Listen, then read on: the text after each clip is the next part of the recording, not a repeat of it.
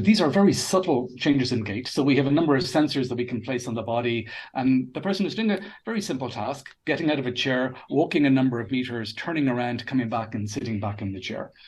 And what we're looking at here are subtle changes in stride lengths, sway left and right, for example, anterior, posterior sway as they're walking along. So subtle changes in gait while they're walking, just simply walking, turning around and coming back.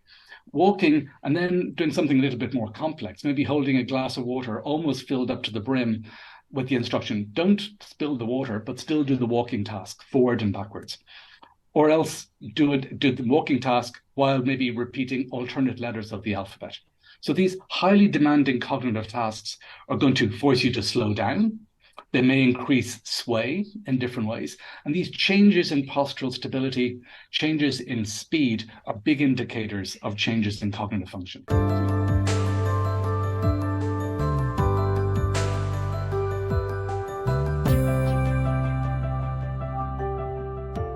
Well, Professor Richard Reilly, you're very welcome to the podcast. Your special interest is neural engineering, which falls under the umbrella, the larger umbrella of bioengineering. I suppose to put things into context for people who aren't familiar with these terms, what exactly is bioengineering, and then more specifically, what is neural engineering? Well, I suppose biomedical engineering is using engineering principles, so maths and physics, to be able to help understand problems in healthcare, so understand how the body might be not functioning to its best of its ability, and also maybe finding solutions to be able to treat those particular problems. So it has a very practical focus in terms of aiding healthcare and improving health of everybody, as well as understanding what those problems could be. And then within biomedical engineering, we have a range of different disciplines which have grown up over the last 10, 20, 30 years or so. One of those is an area that I'm particularly interested in, which is neural engineering. And that has to do with the nervous system, understanding how the nervous system functions. And also, I guess it responds to a huge interest in all of us over the last maybe number of decades, understanding how the brain actually functions. So can we understand how the brain functions? If we understand a little bit better how that works, maybe then we can look at solutions of when it's not working. So really, neural engineering is bringing together neuroscientists, engineers, neurologists, psychiatrists working together to be able to help and solve and understand problems associated with the brain and the nervous system in general. And then are there any examples then of biomedical engineering, generally speaking, that you can give us that people would think, oh my goodness, yeah, I never realized that was an example of something that people interact with or use in everyday life? Yeah, well, I suppose we're probably all familiar with maybe two examples. One is probably in cardiology, so understanding how your heart is functioning. Many of us, as we go through life, go to see our GP and possibly a cardiologist to understand we're in good cardiac health. So maybe how that imaging takes place. So being able to acquire images of the body and the heart inside the body and its functioning. So biomedical engineers, we'd be involved with physicists to understand how do we build machines to image inside the body with high resolution. And nowadays, the quality of those images is stunning that we can provide very detailed information to cardiologists to see how your heart is functioning well. If there's a problem and we need to maybe increase the blood flow in certain regions, inputting a stent to be able to expand out some of the arteries to be able to allow that blood flow and the pumping action in the heart to work well. So the design of those stents, the placement of those stents inside the body, all of that would be involved in the realm of biomedical engineering.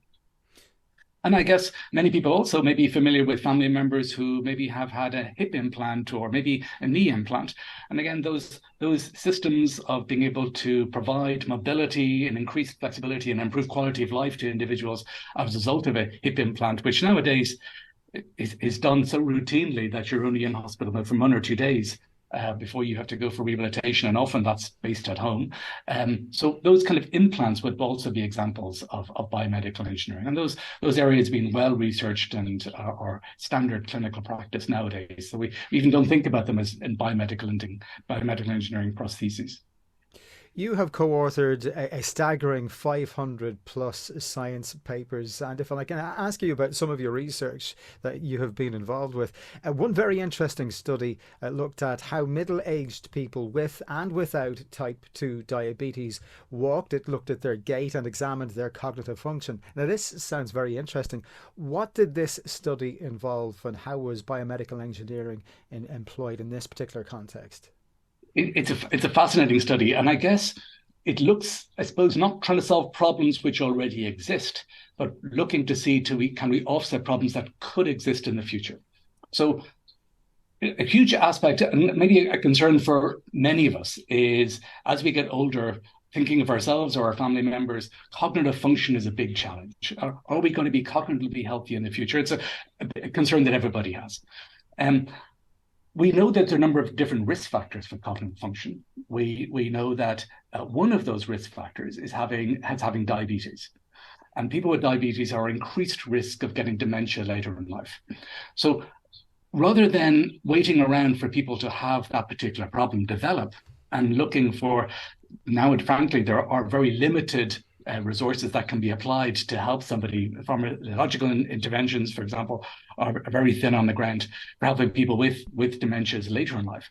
Would it not be better to try to look at those at risk early and try to trap very subtle changes that are maybe happening in middle age rather than later age, and do something about it when we may have a chance to increase things in a non-pharmacological way?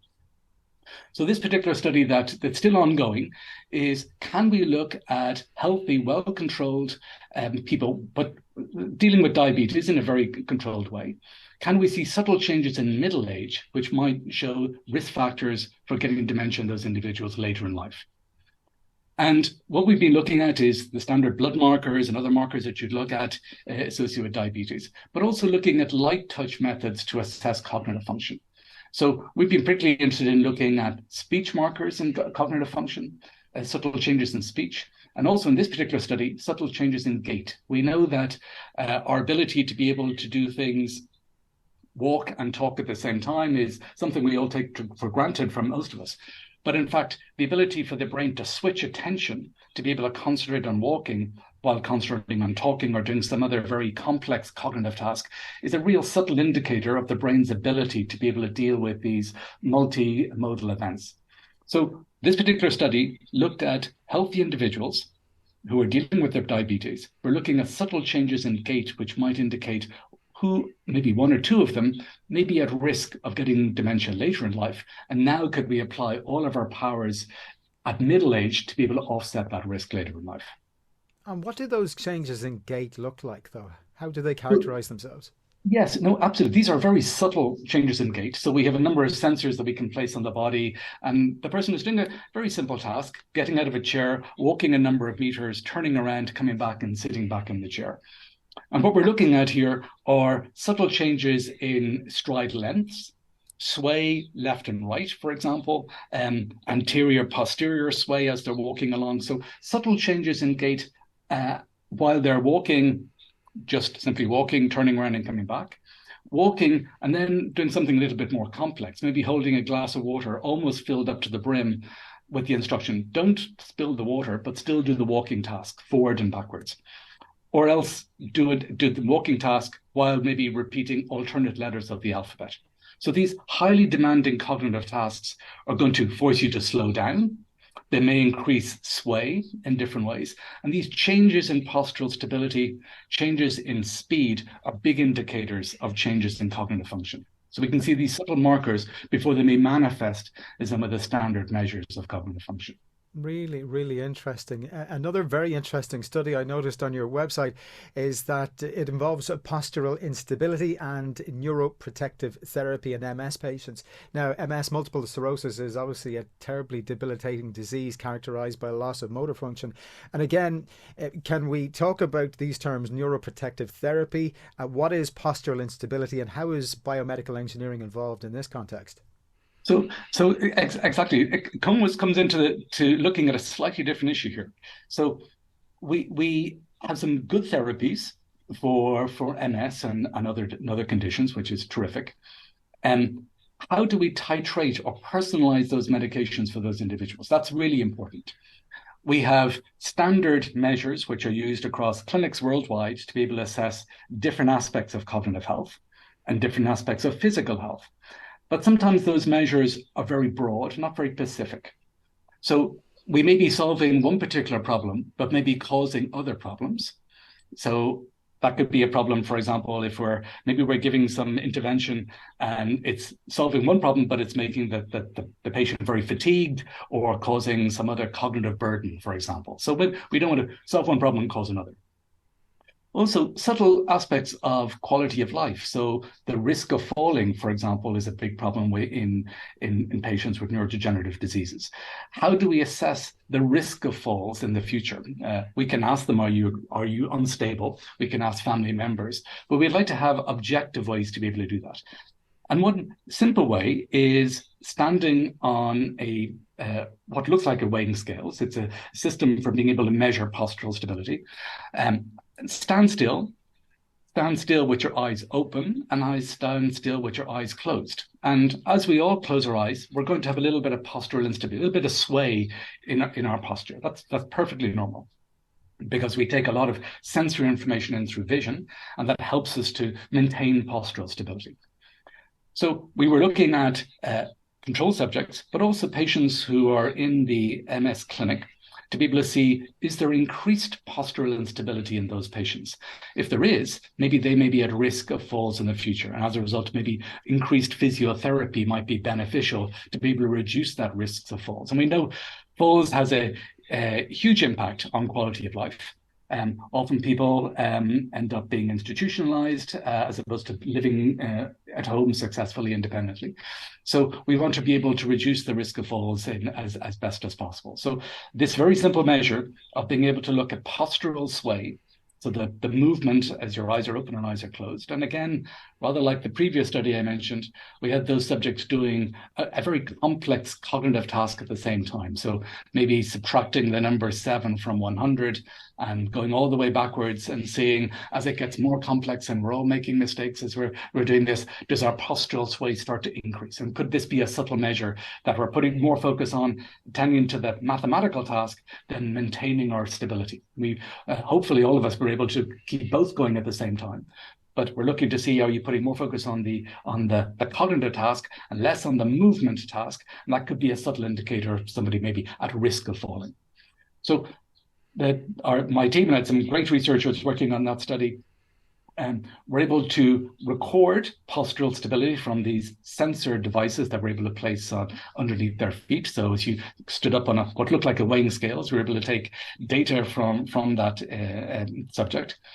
And also from sensors that we placed on the body to be able to see very quickly if there is postural instability. And that would give indication then to the clinicians, maybe we should be recommending some increased physiotherapy for this particular patient to reduce any possible risk of falls in the future.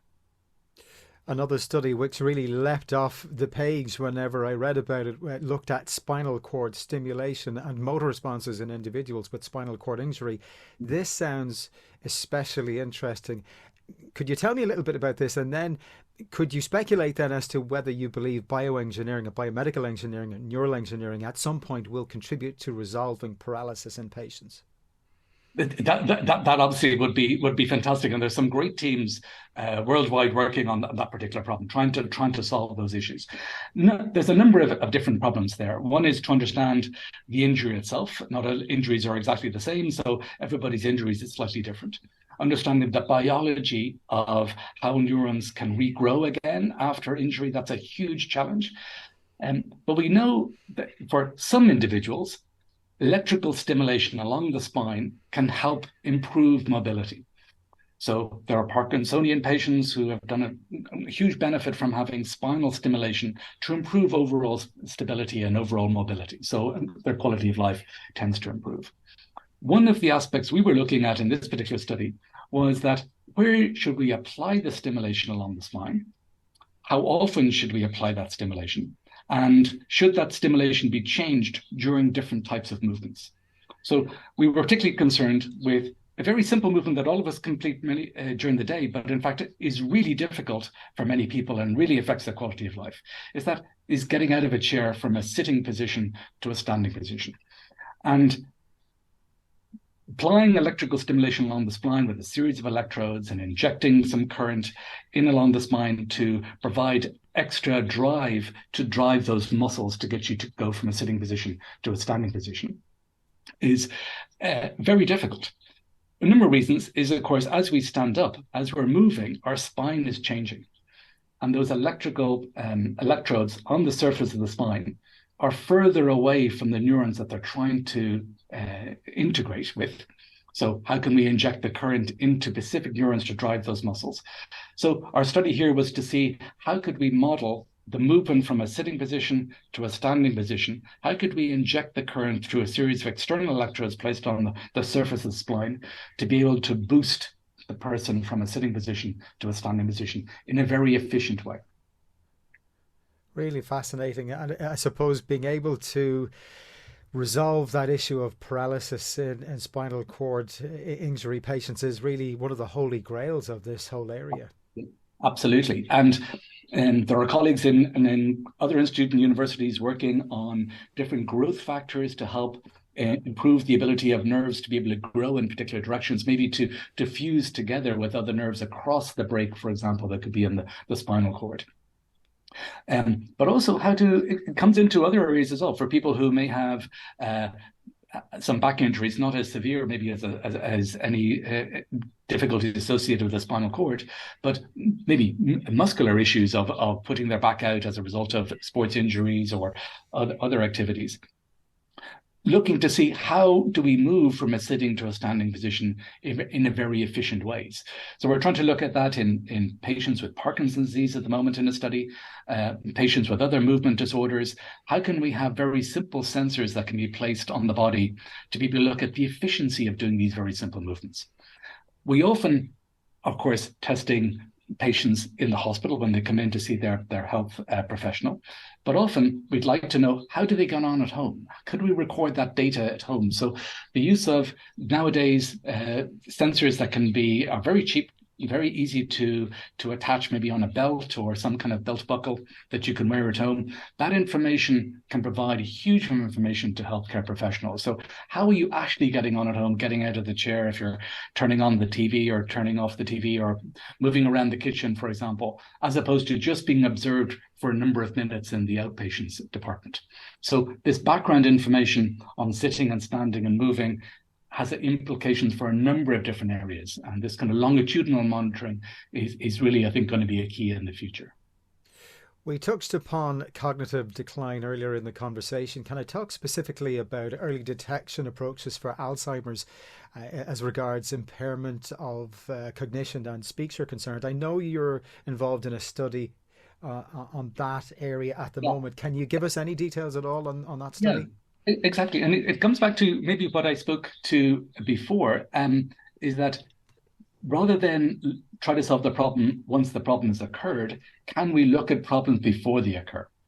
So again, looking at cognitive function, and again, as we age, we hopefully will all age successfully and gracefully. Some of us might age a little bit more rapidly. And as a result, can we see that rapid change in aging sooner to be able to do something about it? So these light touch methods or simple ways that we can acquire information about cognitive function are very interesting. And one of these that we've been looking at for a little while is speech. So we know that if had a good night's sleep and we're well rested, we've got good use of frequencies in our voice. We can change our rhythm and our prosody goes up and down as we're speaking. But we know that if we've had a very bad night's sleep or we've been out at a dinner last night or a party, probably the next day we're speaking in a very almost monotonous type voice and we've got bigger gaps between the words. And that's a real indication of we're fatigued, our cognitive function is down, we're trying to recover and get back to our normal selves. But these subtle changes in speech are really good indicators, again, of problems associated with cognitive function. So we've been studying individuals, healthy individuals, people who are suffering from mild cognitive impairment. Can we get them to do a series of speech tasks? Can we give them a page from a novel.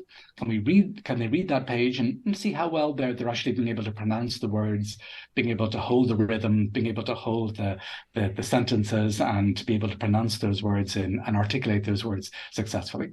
We get them to also describe what they're seeing in a picture. So what are we seeing in this particular picture here? Is it mountains and tennis courts or football pitches and people playing football? How flexible are they to describe a picture that they've just been presented with? What's happening in that picture? And we can extract different measures using biomedical engineering methods. We can extract how many words they've used, how quick their articulation rate is. Are there many pauses between the words? What's the duration of their sentences they speak? So if you're speaking in a very slow rhythm with many gaps between the words, that's an indication that cognitive function could be reduced. But we can look at very subtle changes. It may not appear to other individuals that there's a subtle change, but with our computer methods, we can extract those over time. And so we could see that Richard today was speaking at this particular rate, but over the last couple of months, that rate has suddenly started to go down, and the prosody, the rhythm of his voice is going down. This could be an indicator that there's some subtle changes in cognitive function that might warrant further investigation. So we're looking for early subtle changes in cognitive function that might be important. And this is huge implications in the future. If these studies, and we and others around the world are looking at these speech-based measures for cognitive function, that maybe the likes of Alexa at home, for example, might suddenly recognize that we're speaking slightly different, asking for things, for example. Or even our mobile phone companies are recognizing that the speech that we're using is slightly different. So there are many ways that we can acquire this data in normal daily use that might be useful for show us biomarkers of the future to see, I was great last year, but I'm seeing a little bit different. But now we can actually see hard evidence for seeing that. It's so encouraging. The potential is huge. You mentioned earlier about the interdisciplinary approach to your work. You work alongside gerontologists, neurologists, and lots of other experts. What are the benefits of this? It's fascinating working with these people. So for me, that's the big thing. It's working alongside. Learning another discipline is the bit that I've always been excited about. And I've been very lucky working both in Ireland and abroad, of working with some fantastic people across so many different disciplines. That I really enjoy. So going to their particular hospital or their particular clinic or their outpatients department, seeing patients and seeing how they're trying to challenge and deal with coming up with diagnosis or titrating the medications or different types of interventions, and seeing how we could do that from an engineering point of view. Could we improve their ability to be able to do that particular task? So I find that aspect fascinating. And I've been very fortunate to have some fantastic PhD students and master students and postdoc researchers working with me over the years. And they tend to find that fascinating also. So if they enjoy being in the clinic, meeting with patients and understanding the vocabulary that's talked about in these meetings, they really can get it and say, well, we've got these engineering methods, we can really apply this, we can get something actually working. So I find that the most fascinating part of understanding that. It's forced me to learn new vocabulary. So, of course, every medical discipline has its own vocabulary, which is very specific and very detailed to describe different issues. I find that fascinating to learn that. And I have now doing this for many years. It's still fascinating. There's always going to be something new and new people coming through with new challenges and new problems. So there's just not enough time in the day to work on all the challenges. And it's such interesting problems to work on. It's a good problem to have. I'm curious as to whether there are any ethical considerations when it comes to performing research or developing technologies in this space. Yeah, absolutely, and that's all based on patient safety, not putting people at risk in any particular way, or changing any aspect of personal dignity or anything. So we go through ethical performance reviews, both in the hospital if we're acquiring data from patient subjects. And of course, they're all volunteers. They may be patients, but they still have to volunteer to be part of these studies. So we have to respect that. So we have ethical approval in the health institutions, the hospitals themselves. We in the university would have to go through a separate research ethics approval process as well for these studies. And that can be burdensome in terms of the amount of paperwork that we have to do, but hugely beneficial, because before we do the study, you're thinking, well, why do we need to do this? Is that really important? Should we be acquiring some other information? Do we have that information? Do we need to ask the subject again for this information? So going through that particular process allows us to be able to really drill down into the exact experiment that we're trying to do to make sure that it's probably the best thing that we can actually implement. So it's very beneficial. And of course, it's there for patient safety point of view. Absolutely. And also then, if there are medical devices that are developed, they have to go through the regulatory process as well. So we have to apply through the authorities. So here it's the the Health Products Regulatory Authority, the HPRA, who would oversee the regulation of products that are used in healthcare facilities. So all of those devices have to be approved to be able to be applied to patients in that way. So they're very strict research ethical processes and regulatory process for medical devices, as it should be. It's all about patient safety and making sure that the devices and the systems that are used are clinically efficient. They're actually doing something of clinical benefit. So it can be burdensome paperwork, but it's there for the right reasons. How do you think artificial intelligence will help you and others in the biomedical engineering space? It's already making a difference, a positive difference, and has done for some time.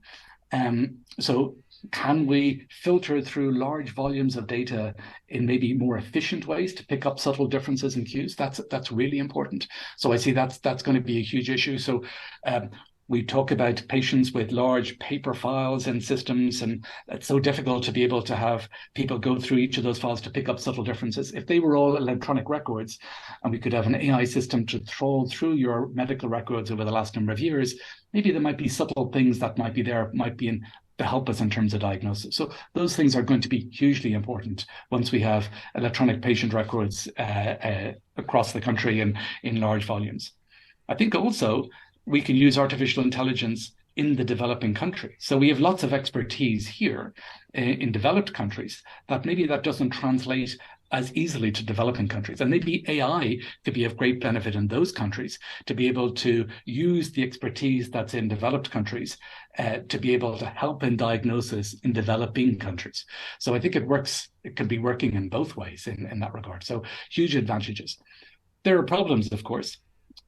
Often we don't fully understand, even as mathematicians or as engineers or as clinicians, what actually is the AI doing mathematically?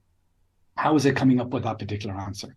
So the big challenge and a big area of concern is explainable artificial intelligence. Why did it come up with that answer? Can we look back at, okay, we can see mathematically why it did that. Therefore, yes, it's come up with the right conclusions, as opposed to jumping to the wrong conclusion.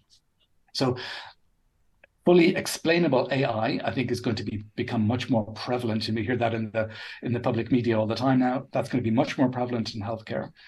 And looking at the efficacy of applying artificial intelligence from a regulatory point of view, that's also going to become much more of a concern. And I think we're going to see much more positive benefits, as I say, not just in the developed countries, but also in developing countries, of using AI to be able to support their increasing healthcare concerns.